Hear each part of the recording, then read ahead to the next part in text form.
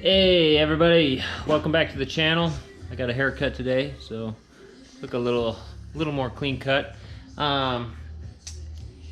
Today was Pioneer Day holiday here in Utah, so pretty much everywhere is closed. Kind of like the day that Utah was settled, or the pioneers got here, or something like that. So everybody takes today off. Today I took the day off and spent a little bit of time working on the Rallye. It's finally sitting here in my garage. I think looking back, let's see, I believe we went out and bought this car back in April, I want to say, and we're now in July 24th, April, May, June, July. So 4 months, not too bad to get the car all the way from Greece to Italy, Austria, Germany, across the ocean to Rhode Island, the port it came into, and then from Rhode Island it got loaded on a truck and supposed to be here in Utah like 6 to 9 days. Ended up showing up in, I think it was 3 days. Pretty awesome. So the stuff that we're going to be working on in this car, the car had a stuck-on badge, G60 badge right here, and that was actually the rear badge. Wasn't supposed to be there, so there was a lot of stuff I did order ahead of time, knowing that this car was missing it or was broken. The front badge here, the rear badge, I got fog lights, completely missing, but pretty cool. The brake ducts were actually there. My last Rallye that I bought did not have the brake ducts originally, so kind of a neat twist. I was able to pick up the fogs ahead of time. So let's see, I bought VXT housings. Long story short, the VXT housings that I purchased were out for delivery by USPS, and they were actually on the mailman's truck, and they never got delivered. So I had to make a claim with USPS, and these are like 320 something bucks, something like that, 300 something bucks. USPS would only refund me $100. I've now gone back on that claim like 3 times in letters with them, and they I guess we're only insured for $100, and they're not going to take any sort of responsibility for their USPS driver stealing my fog lights. And so if you see any VXT housings for sale on eBay, Amazon, KSL, Craigslist, Facebook, that were not sold by VXT, they might be my stolen fog light housings. So just a thought. So I got, I think this one is the right. Yeah, the right. So I got the right assembly with the rubber, everything all together from one person. And then I was able to buy a set. So what's in the bag here is one of them. A set of the fogs without the rubber and without the housings from another seller for a pretty good deal. So I purchased those. This is the VXT glass and housing there. Pretty neat, nice, real nice quality. I do wish they came with the rubber. The only other place I found a set of this rubber available was a seller on Facebook, and I think he wants like 299 bucks just for these 2 rubber pieces, right and left. I only need the left, so I think I'm gonna keep looking. I don't quite want to spend that kind of money on just a piece of rubber. So we'll keep looking on those. So those are all there. And then this had a Momo shifter in it, and I took that out today. Had a funky, like, plastic, nasty fake carbon fiber e-brake cover in it. That's what's down there on the floor. I'm gonna look for the original e-brake cover. I did find the really cool Volkswagen Motorsport shifter there, put that in today. Been going through and just cleaning up everything, treating all the vinyl, all the rubber seals, moisturizing everything, trying to keep it from shrinking, rotting. One thing I did notice that I did not notice when I bought the car is it is missing this left trim piece. I found it underneath the passenger seat there, and so I'm just missing the bottom and the top corners. They're like a rounded plastic piece like that right there, and that one there. I need both of those. Lucky there is a little teeny rock chip on the passenger side there, and we've caught that before it's been able to expand and grow, and treated that, got that fixed. My plans are to get some original door cards and an original back seat, replace all of this stuff. These seats here are RS2 seats, Audi RS2 seats. They are pretty neat because they do have power, and they work, which I am pretty obsessed with. I think that's pretty awesome. So these RS2 seats here are going to be getting transferred to the Quattro, and we'll get those rewrapped in. I think what we're gonna do for the Quattro is lipstick red interior, kind of go along the theme of the Coupe GT commemorative edition cars. I do have a Coupe GT interior, and I have the original Quattro interior.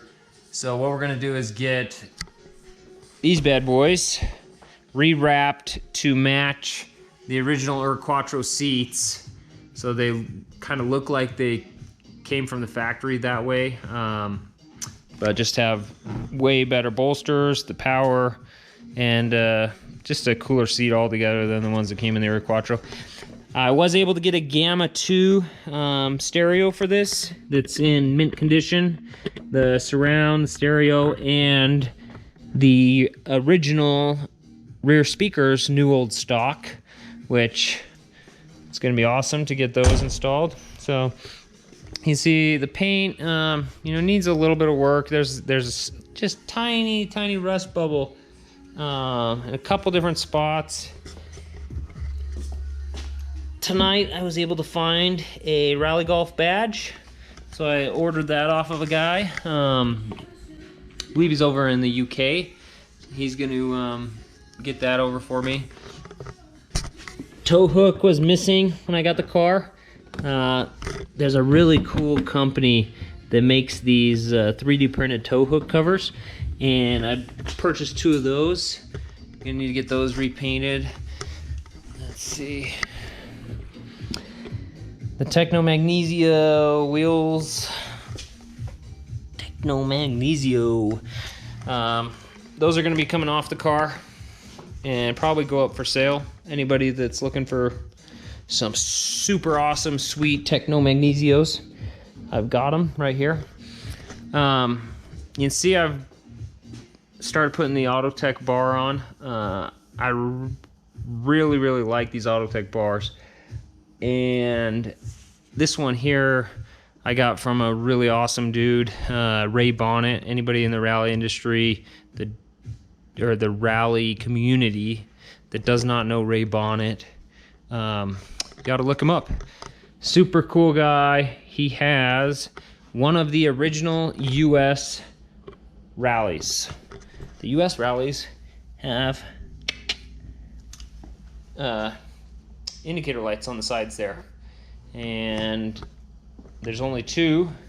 One of them, I think they already parted the US spec stuff. They also had a US spec headlights. Ray's car has those. Ray's car has the awesome bumpers, and Ray, I have only talked to him on the internet, but super awesome guy, and has a really, really cool, rare golf rally. So this is the old strut bar that was on the car. It actually was just sitting up there like that, and I do not like it. Look how cheap it is. Somebody just kind of took some pieces of tube and welded some little brackets they chopped up on there and put that on there. But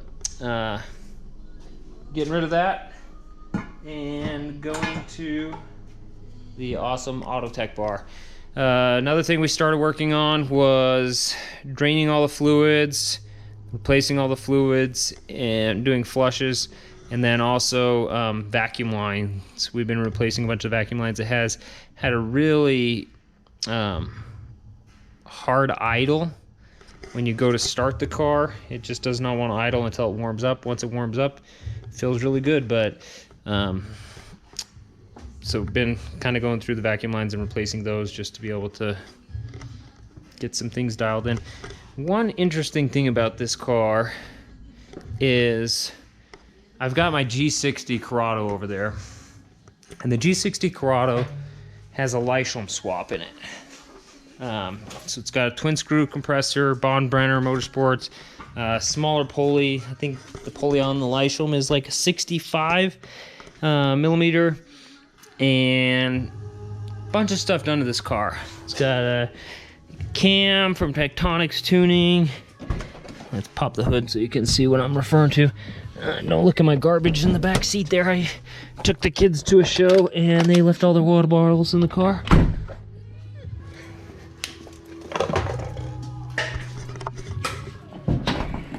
So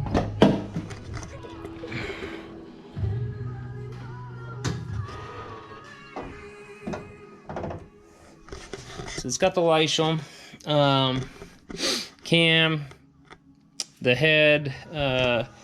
We went through and did everything in the head. It's got Tectonics dual valve springs, like ABA valve springs in there, just to make it be able to rev a little bit higher. The thing loves the higher RPMs. Get up to like, I don't know, 4,500 RPM, all the way to like 7,000. And this car just pulls. Bigger injectors, 3.5 bar fuel pressure regulator. Just, you know, bunch of little things done on the car that should make it faster. And this car is slower than that Rally. So I'm a little disappointed. We are having overheating issues with this car. I mean, not overheating, but it is getting very hot. I did the dual slimline fans on it, put an oil cooler on it, external oil cooler, flushed the system, ran just tons, a bunch of little things to try to make the car run better and cooler. I think it's got a 180-degree thermostat, but nothing seems to work. The thing still likes to get hot. So if anybody's got any ideas what might be the issue, we're starting to think it might be timing, and the other thing, maybe this radiator is garbage and just caked and is not flowing hardly any fluid through it. But gonna look at both of those. Have a new intake manifold for this car as well that we got all cleaned up and ready to go. I just need to install. So yeah, this car, for some reason, it feels a lot slower than this Rally, And for you guys that don't know, this is the second Rallye that I've owned. The first one was a Java Sport. I was told it was a stage 4 Java Sport car. I don't know if that's true. Probably like stage 3, something a little more common. But the other Rallye was definitely slower than this. And this car supposedly doesn't have any engine work done. No different camshaft, so it's got stock camshaft. There's the charger. Gonna have to pull that apart and rebuild it just because I want to take the precaution. I do not believe that that is a smaller pulley, and I need to measure it to double check, but it looks kind of like a stock pulley. So if this car is a stock car, which is what I kind of am thinking, I was told that it does have a chip. So a chip, and that's it. This car really shouldn't be faster than the Corrado, and it shouldn't be faster than the other Rallye I had, but who knows? Maybe it is, and we will find out. I do have the new VXT high-low beam projectors coming in as soon as he finishes those up. I would like to be able to find a nicer set of headlights that don't have big chunks out of the plastic, be able to replace those. And I do have a set of Rallye original seats coming. If I didn't say that already, I think I might have. And Rallye door cards, I have a line on a set of 4 Rallye door cards, but I will need a Rallye back seat. Anybody got a Rallye back seat? Want to sell it to me? Hit me up. I would be interested, unless you try charging $1 million, which I don't want to pay a buttload of money to buy a back seat for this car. So I did get a bunch of Rallye interior. Ordered, I believe it was 5 yards, because the plan originally was